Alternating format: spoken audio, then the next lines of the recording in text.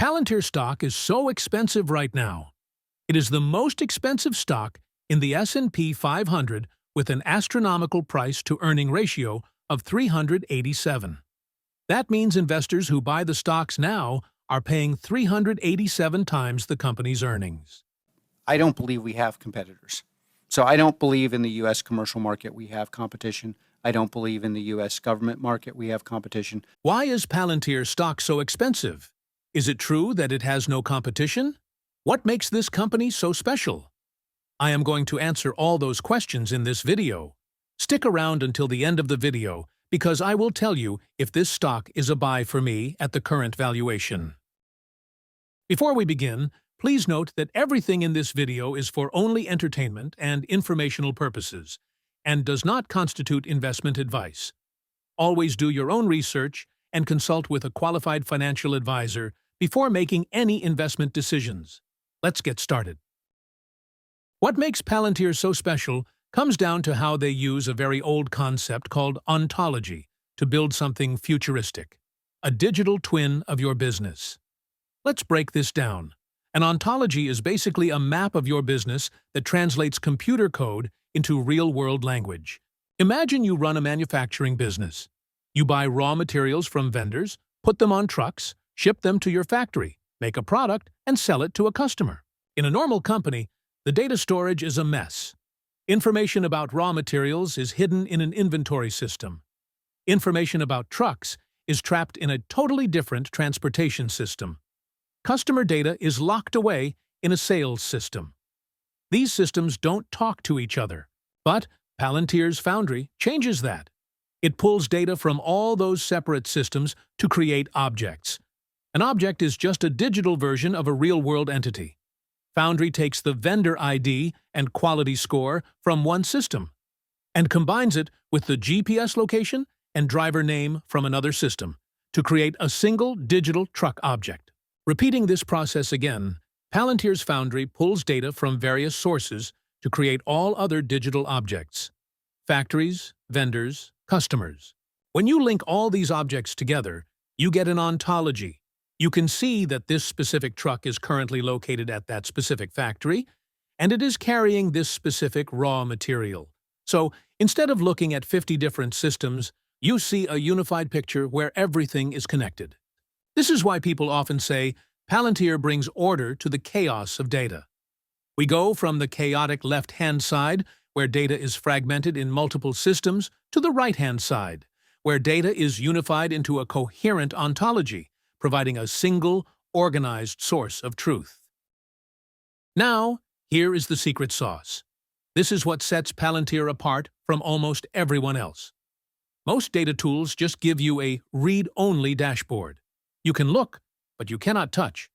Palantir turns this ontology into a living digital twin. It allows you to actually interact with the data and write back to your original systems. For example, let's look at the scenario on screen. This is a dashboard in Foundry, Palantir's product for commercial customers. You see a critical alert for a business interruption at factory object plant Argonne due to a COVID-19 outbreak. In a normal dashboard, you would just see a red flag telling you production has stopped. You would have to manually dig through spreadsheets to find out which customers are affected and then send emails to cancel their orders. In Foundry, the system knows that the factory object plant Argonne is linked to specific order objects, i.e., customer orders. You can simply click the Actions menu and select Cancel Order. You link the cancellation to the specific alert and hit Submit. Foundry then reaches back into your order management system, officially cancels the order, and updates the status across the entire company. You didn't just analyze the problem, you executed the solution in seconds. In summary, by building this interactive digital twin, Palantir gives you 3 superpowers. First, it ensures that you are looking at real-world concepts, not confusing data tables. In our manufacturing example, this means you don't have to know how to write code or query a database to find an answer. You can simply search for plant Argonne or at-risk orders. The semantic layer translates the complex gibberish of your database into a clean, easy-to-read map of your business. You see the status of the plant, not the row ID of the database. Second, It lets you move and change things. As we just saw with the cancel order example, this allows the data to change state based on your input. When you hit Submit on that cancellation window, Foundry pushes that decision back to your core systems. It turns the platform from a passive TV screen into an active control panel. Third, it adds artificial intelligence and logic to the digital twin.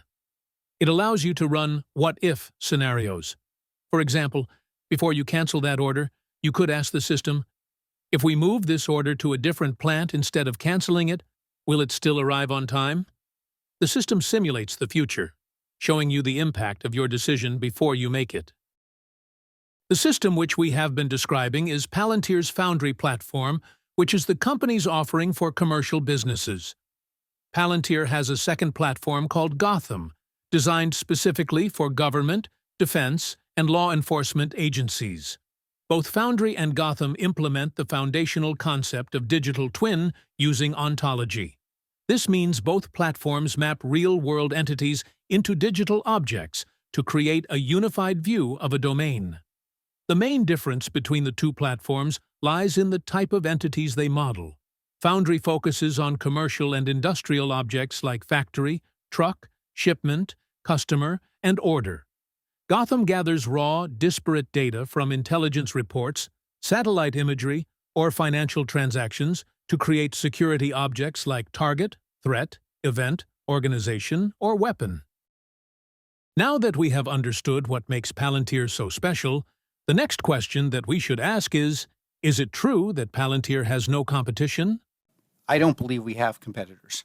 So I don't believe in the U.S. commercial market we have competition. I don't believe in the U.S. government market we have competition. That is not true in the current landscape.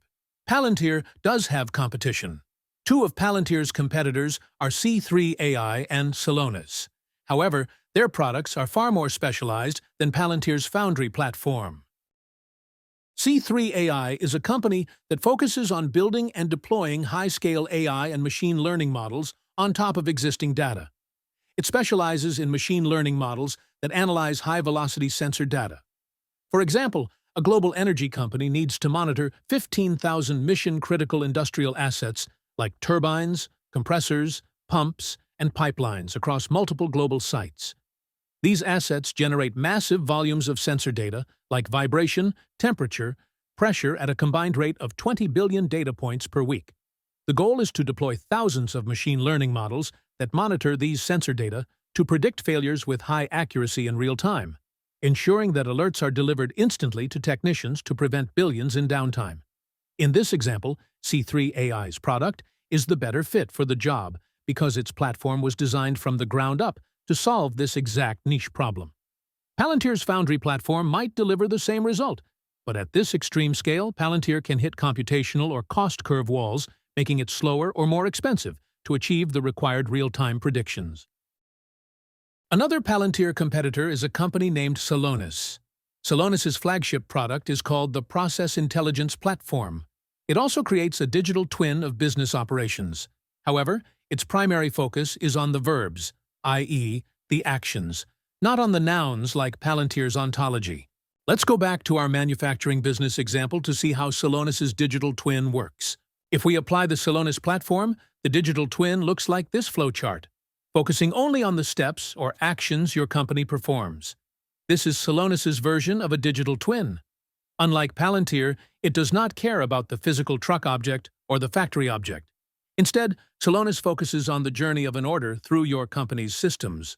Celonis builds this flowchart by using a technique called process mining. It literally scans the logs and timestamps from your company's source systems, like the Enterprise Resource Planning System, to recreate the true, minute-by-minute path of every order you have ever processed. This simple diagram shows the optimal path, or the happy path, that most orders should take.